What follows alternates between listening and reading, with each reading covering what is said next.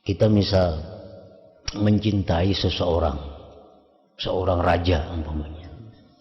Kita mencintai orang raja tadi. Raja pun cinta kepada kita. Setiap hari kita komunikasi dengan raja.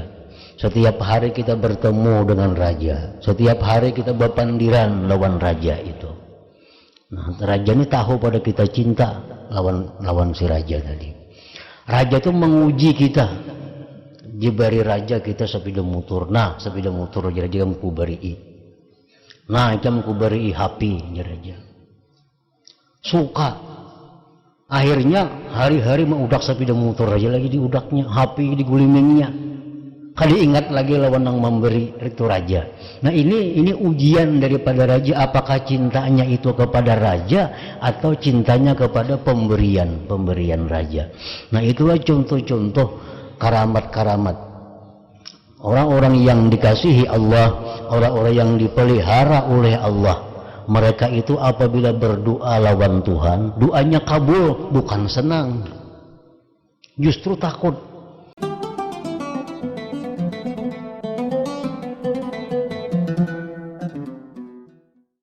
Maka dicabut tambahan dengan sebab syahwat adalah siksaan bagi umumnya manusia. Maka dicabut tambahan dengan sebab syahwat. Tambahan maksudnya adalah tambahan mahabbah, tambahan cinta kepada Allah. Sebab seseorang semestinya setiap hari, setiap saat mestinya cintanya itu bertambah kepada Allah. Setiap saat, bahkan paling tidak setiap hari, cinta seorang hamba itu mestinya bertambah. Karena sudah dijelaskan oleh Nabi kita sallallahu alaihi wasallam bahwasanya orang yang pada hari ini sama dengan hari yang semalam, maka dia adalah rugi. Orang yang hari ini lebih buruk dari hari semalam, maka itu adalah mal'un, terkutuk. Nah, jadi artinya apabila cinta kita kepada Allah hari ini sama dengan hari semalam, maka itu adalah kerugian bagi kita. Apabila cinta kita kepada Allah pada hari ini berkurang daripada hari semalam, maka berarti kita dilaknat, dikutuk oleh Allah. Nah, itu hadis menuntut kepada kita agar setiap hari hubungan kita dengan Allah itu makin baik, hubungan kita dengan Allah makin dekat, dan cinta kita kepada Allah makin bertambah. Ibadah kita tentunya makin hari makin nikmat, makin lezat. Nah, itulah yang sebenarnya. Nah, apabila di dalam perjalanan kita lebih mengutamakan syahwat daripada Allah, dalam hari-hari ini kita lebih mengutamakan keinginan nafsu daripada keinginan Allah, nah, maka kita akan dicabut oleh Allah pertambahan itu, sehingga cinta kita pada hari ini kada bertambah daripada yang semalam, bahkan bisa kurang. Nah, apabila kita ada mengutamakan syahwat duniawi ketimbang Allah subhanahu wa ta'ala, jadi dicabutnya tambahan cinta itu adalah merupakan hukuman Allah kepada mereka itu umumnya manusia. Jadi ini kada tentu orang yang ma'rifat, kada tentu orang yang awam. Pokoknya apabila kecintaan kita kepada Allah hari ini sama dengan semalam, berarti itu ada hukuman dari Allah kepada kita, ada hukuman. Umpamanya hari ini kita untuk meluluskan nafsu kita, lalu kita melanggar hukum Allah. Nah, ini dihukum oleh Allah dengan setidak-tidaknya hukuman itu adalah dicabutnya pertambahan cinta kepada Allah. pada hari ini kita mengutamakan nafsu sehingga lalai dengan perintah Allah. Hari ini kita mengutamakan nafsu sehingga kita melanggar hukum Allah. Nah, ini ngarannya mengutamakan syahwat daripada Allah. Nah, maka dihukumlah oleh Allah dengan hukuman dicabut tambahan cinta kepada Allah tadi. Maka apabila tambahan cinta itu dicabut, otomatis yang lain-lainnya mengikuti. Bila tambahan cinta itu dicabut oleh Allah, cinta kita berarti hari ini sama seperti semalam, maka otomatis kelezatan ibadah kita hari ini sama dengan semalam. Ada mau lebih lezat. Andai kata cinta itu ditambah oleh Allah hari ini, tentu ibadah kita hari ini lebih nikmat dari semalam. Nah, itu berlaku untuk manusia umumnya. Jadi pengertian artinya mengutamakan syahwat itu adalah pelanggaran hukum Allah, termasuk mengutamakan syahwat, melalaikan perintah Allah, termasuk mengutamakan syahwat, mengutamakan nafsu. Contohnya apa yang pernah terjadi kepada Imam Junaid yang seringkali kita kisahkan. Imam Junaid pada suatu hari duduk di masjid yang namanya Masjid As-Suniziyah, duduk sambil menunggu sembahyang jenazah.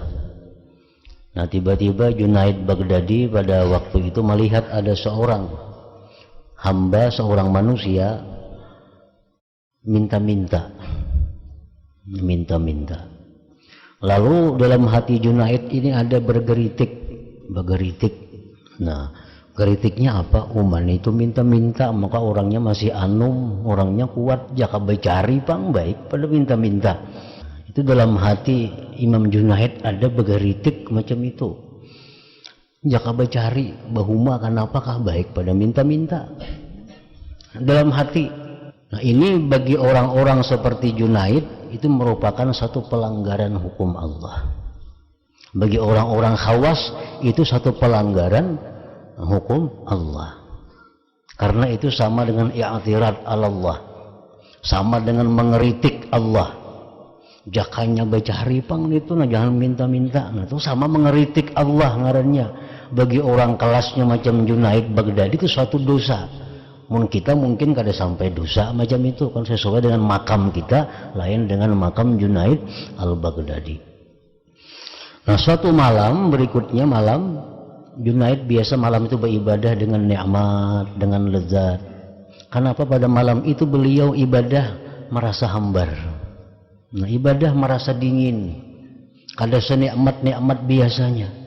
Nah, lalu Junaid ini duduk termenung malam itu, memikirkan kenapa ibadahku malam ini kada kayak biasa, kaguringan dalam duduknya itu. Lalu bermimpi dalam guring tadi bahwa engkau pada hari ini dicabut kelezatan ibadah, dicabut bukan dikurangi, bukan ditegah tambahan, bahkan dicabut kelezatan ibadah pada malam hari ini karena engkau ada mengeritik, ada memprotes kepada hamba Allah pada siang tadi. Nah, untuk menyelesaikan itu maka datanglah engkau kepada hamba Allah itu, minta ampunlah engkau kepadanya. Nah, besok hari habis sembahyang subuh, Junaid keliling mencari-cari laki-laki tadi. Akhirnya bertemu dan minta halal, minta ampun kepada laki-laki tadi. Nah, setelah itu kembali manisnya ibadah beliau dapatkan. Nah, itu contohnya. Nah, jadi orang nang kelasnya macam Junaid Baghdadi itu cuma hatinya bergeritik itu sudah dicabut oleh Allah. Nah, kalau kita orang umum mungkin kada sampai macam itu. Orang umum kalau sudah memperbuat nang haram, nah sampai berdusta, siang harinya menggibah orang, itu malamnya bukan hanya hilang lezat ibadah, bisa melandau subuhnya. Muntah orang lezatnya ala kulli hal nih melandau bangunnya. Nah, itu hukuman dari Allah. Hukuman dari Allah nang kada terasa kecuali orang-orang nang punya hati yang bagus. Adapun orang-orang yang khusus macam Junaid Baghdadi tadi contohnya, maka mereka dihijab, didinding dari tambahan cinta oleh semata-mata dakwaan pengakuan. Nah, orang-orang yang sudah duduk di makam terhormat itu, mereka bisa didinding oleh Allah dari tambahan cinta semata-mata karena mengaku. Mengaku. Kan mengaku itu bagi orang-orang ma'rifat adalah satu kejahatan. Mengaku keberadaan diri, mengaku kepintaran diri, mengaku kesalihan diri, itu bagi orang-orang ma'rifat satu kejahatan. Karena dengan mengaku itu berarti melupakan Allah Subhanahu wa ta'ala. Ujub jadinya. Mengaku-ngaku itu jadi ujub. Maka bagi mereka orang-orang khusus dihijab dari tambahan cinta oleh semata-mata dakwaan pengakuan, ujub dan kecundungan. Nah, kecundungan artinya kesenangan kepada apa yang tampak dari permulaan kelemah lembutan Allah. Orang itu beribadah kepada Allah, didapatnya manis ibadah itu, didapatnya ibadah itu nikmat. Nah, ini pertanda orang ini sudah disambut oleh Allah, artinya sudah dicintai oleh Allah. Nah, lalu orang seperti ini kadang-kadang diberi Allah ada bagian dari kelemah lembutan Allah. Contohnya apa? Orang ini diberikan Allah seperti bagian karamah. Diberikan Allah karamat. Misalnya doanya kabul. Nah, misalnya diberi Allah, dia bisa mengetahui apa yang ada dalam hati orang. Nah, ini merupakan permulaan dari kelemah lembutan Allah kepada orang yang sudah cinta kepada Allah. Nah, kemudian diberi Allahnya kelebihan-kelebihan tadi, lalu ini condong kepada itu. Nah, senang kepada kelebihan-kelebihan tadi. Senang dengan apa-apa yang diberikan Allah itu. Dan yang demikian itu adalah tipu daya yang tersembunyi.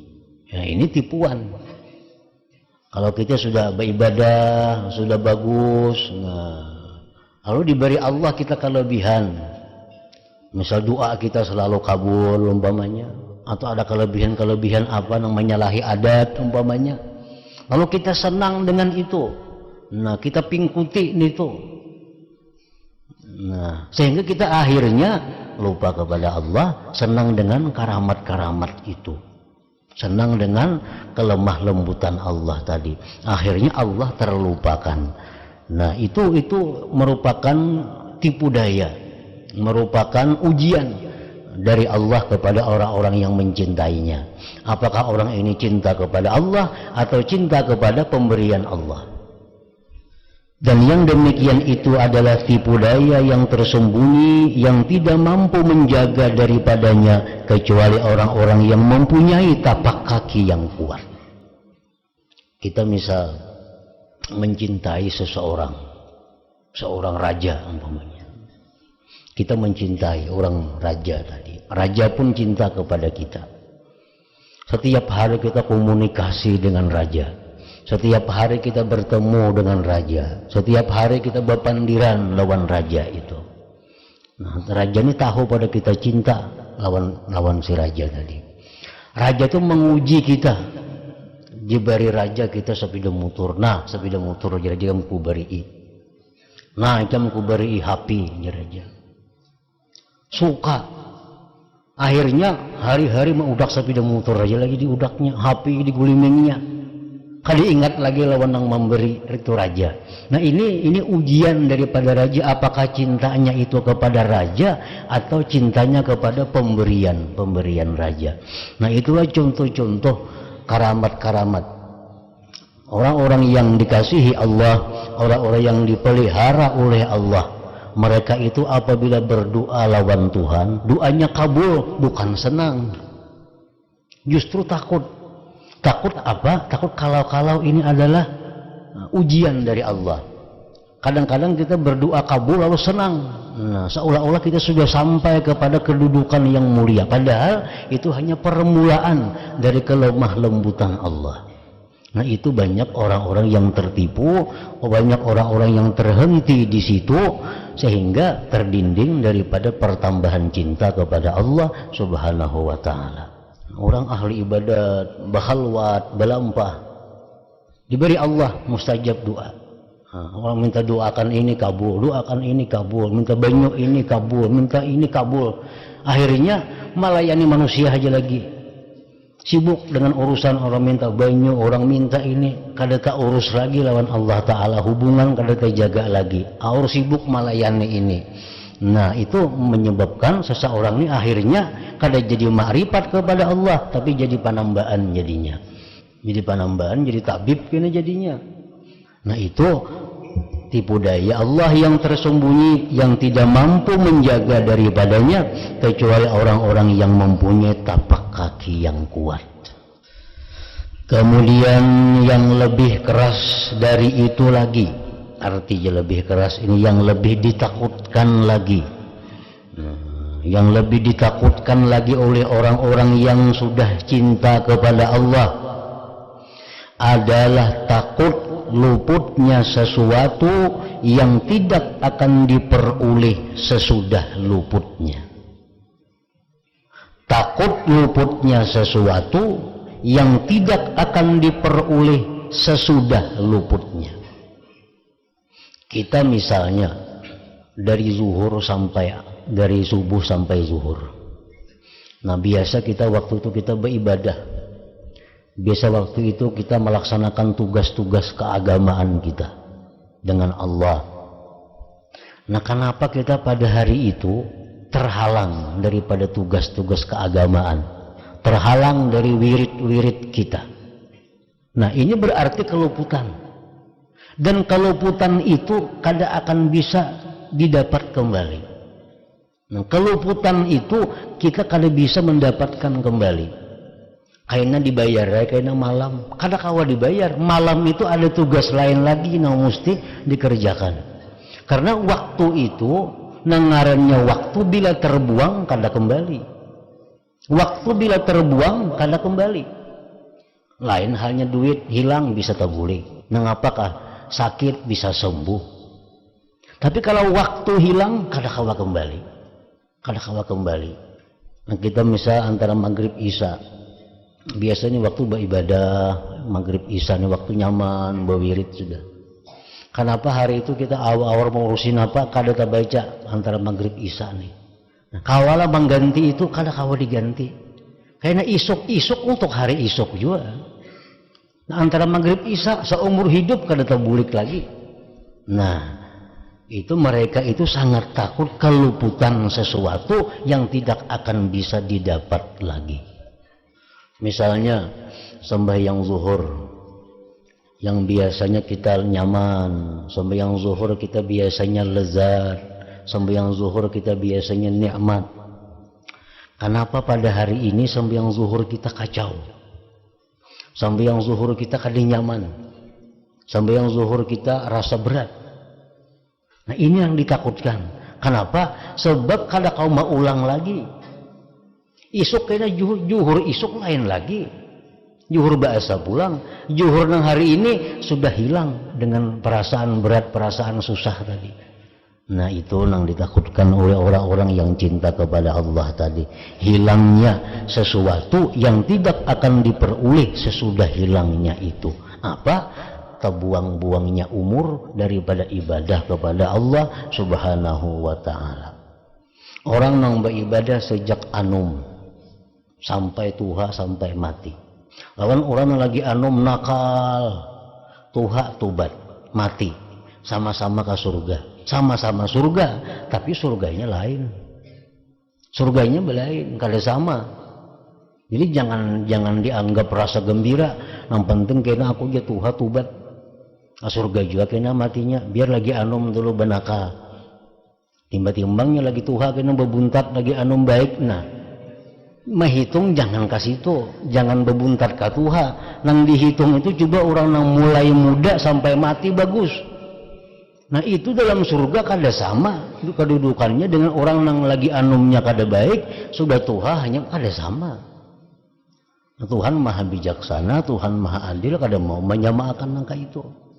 Orang misalnya kafir kepada Allah, begitu hendak mati bersahadat masuk Islam, mati ke surga ini. Cuma lain surganya orang yang mulai kekanakan Islam sampai mati, lain surganya kada sama, kedudukannya kada sama. Nah jadi kemudian yang lebih keras dari itu adalah takut luputnya sesuatu yang tidak akan diperoleh sesudah luputnya. Ibrahim bin Adham mendengar seseorang bersyair, yang mana pada waktu itu Ibrahim dalam pengembaraannya dan berada di atas sebuah bukit. Orang itu bersyair, kullu syai'in minka maghfurun siwal i'radi anna qad wahabna laka ma fata fahab lana ma fata minna. Artinya, setiap sesuatu itu diampuni daripadamu, kecuali apabila kamu berpaling daripada kami. Telah kami berikan kepadamu apa yang telah luput, maka berikanlah kepada kami apa yang telah hilang dari kami. Nah itu syair. Kemudian Ibrahim bin Adham mendengar syair tadi gemetar dan pingsan, dan ia tidak sembuh dari pingsan sampai 1 hari 1 malam. Dan datang kepadanya tiba-tiba ahwal. Kemudian ia berkata, saya mendengar panggilan dari atas bukit, wahai Ibrahim, jadilah kamu itu hamba. Maka jadilah aku hamba dan aku berlapang diri.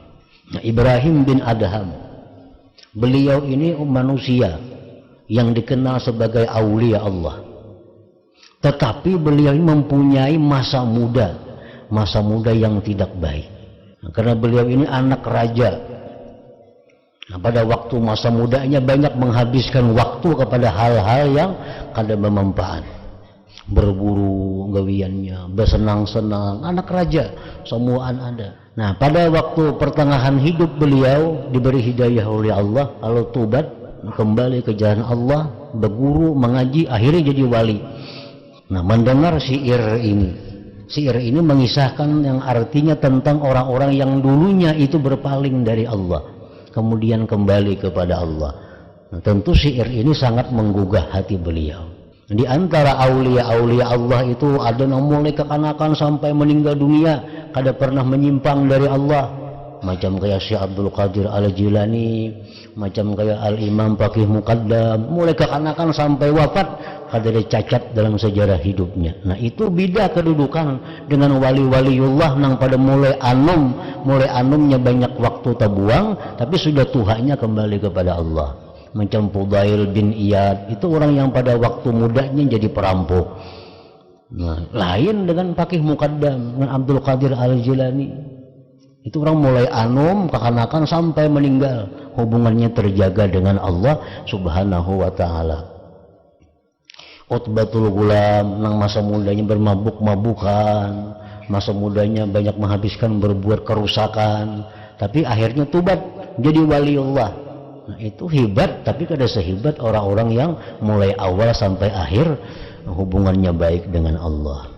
Kemudian yang lebih berat dari itu lagi yang ditakutkan oleh orang-orang yang cinta kepada Allah adalah takut terhibur, takut senang daripadanya. Sesungguhnya orang yang bercinta itu selalu diliputi oleh kerinduan dan sering selalu mencari. Maka ia tidak lemah dari mencari tambahan, dan ia tidak terhibur, tidak senang dengan apa yang telah didapat maksudnya. Selain dengan kelemah lembutan yang baru, jikalau ia terhibur dari yang demikian, niscaya yang demikian itu menjadi sebab terhentinya atau sebab kembalinya. Nah, yang ditakutkan lagi oleh orang-orang yang cinta kepada Allah itu adalah merasa senang, merasa puas dengan apa yang diberikan Allah kepadanya. Karena perasaan puas, perasaan senang kepada apa yang diberikan Allah itu menjadi sebab untuk berhenti mencari. Kita sudah puas, senang dengan apa yang ada. Nah kalau demikian hanya maulah kita ini jadi diam, jadi berhenti kadang mencari tambahan lagi. Nah, padahal orang yang cinta itu mestinya setiap hari selalu mencari pertambahan cintanya kepada Allah Subhanahu wa ta'ala. Yang ditakutkan itu adalah berhenti mencari pertambahan. Karena sudah merasa senang dengan apa yang diberikan Allah kepadanya. Nah itu ditakutkan juga oleh mereka. Dan rasa terhibur senang itu masuk padanya seseorang hamba dari arah yang tidak dirasakan. Sebagaimana terkadang masuk kepadanya cinta dari arah yang tidak dirasakannya. Sesungguhnya perubahan-perubahan ini mempunyai sebab-sebab yang samar, yang samawi, yang datang dari atas, yang tidak dapat dijangkau oleh kekuatan manusia mengetahuinya. Apabila Allah Ta'ala menghendaki memperdaya dan istidrajnya, niscaya disamarkan daripadanya apa yang datang atasnya dari rasa terhibur. Maka ia berhenti beribadah dengan adanya harapan, dan ia tertipu dengan baik pandangan, atau dengan menangnya lupa atau hawa nafsu atau lalai. Maka yang demikian itu semua adalah tentara syaitan yang mengalahkan tentara malaikat, yaitu dari ilmu akal, zikir, dan penjelasan. Kita ambil contoh umpamanya, Allah itu punya nama Ar-Rahman, Ar-Rahim. Nah itu artinya adalah Allah Ta'ala punya kasih sayang. Nah kayak apa kasih sayang Tuhan itu? Kadang-kala dijabarkan daripada saking luasnya kasih sayang Tuhan. Nah si hamba yang beribadah dengan cinta kepada Allah tadi, dengan lezat ibadahnya itu diberikan Tuhan sedikit tentang kasih sayang Allah, lalu dia sudah merasa senang dengan itu. Kadang mencari lagi tambahan kasih sayang Allah yang sangat luas. Nah itu yang ditakutkan. Rasa puas sudah disayangi Tuhan yang macam ini, padahal sayang Tuhan itu masih banyak lagi yang belum diberikan kepada kita. Dan sebagaimana dari sifat-sifat Allah itu sesuatu yang tampak, maka menuntut gejolaknya cinta, yaitu sifat-sifat yang lemah lembut, kasih sayang, dan bijaksana. Sifat-sifat yang lembut, kasih sayang, bijaksana itu saling banyakan. Ar-Rahman, Ar-Rahim, Ar-Ra'ub, Al-Wadud, Al-Afu, Al-Ghafur, Al-Ghaffar. Itu contoh sifat-sifat Tuhan yang kelembutan. Nah sebuting sifat itu saja kalau kita habis umur kada cukup mendalaminya. Nah diberi Allah kita sedikit, lalu kita terhibur senang dengan itu, kada mencari tambahan lagi, berarti kita kerugian. Nah itu yang ditakutkan oleh orang-orang yang cinta, bahwa hatinya sudah merasa puas dengan apa yang dinampakkan Allah dari sifat-sifatnya itu, lalu menjadikan terhibur seperti sifat-sifat Jabariyah, keperkasaan, izzah, kemuliaan, dan istighna, tidak berhajat kepada sesuatu. Nah, Allah punya sifat keperkasaan, kemuliaan, kada berhajat kepada sesuatu. Dan yang demikian itu termasuk dari pendahuluan tipu daya, kecelakaan, dan tertegah. Bila seseorang sudah senang diberikan Allah yang sedikit daripada kasih sayangnya, sedikit diberikan, sudah senang, sudah puas, nah tertegah daripada kelanjutannya. Kemudian yang lebih berat lagi adalah takut terganti. Takut terganti. Sekarang ini cinta kepada Allah, cinta lawan Tuhan. Kenapa hati terganti cinta kepada yang lain? Nah ini paling ditakutkan lagi oleh orang-orang yang cinta kepada Allah. Dengan berpindahnya hati yang cinta kepadanya Allah kepada cinta yang lainnya. Karena Allah itu satu umat saja membulak-balikkan hati manusia. Hari ini cinta lawan Tuhan, esok bisa lupa. Nah paling takut orang-orang yang muhibbin, cinta kepada Allah itu adalah tergantinya cinta. Maka yang demikian itu adalah suatu kemurkaan, dan menyimpang daripadanya itu adalah pendahuluan makam ini. dan berpaling dan terdinding adalah pendahuluan menyimpang.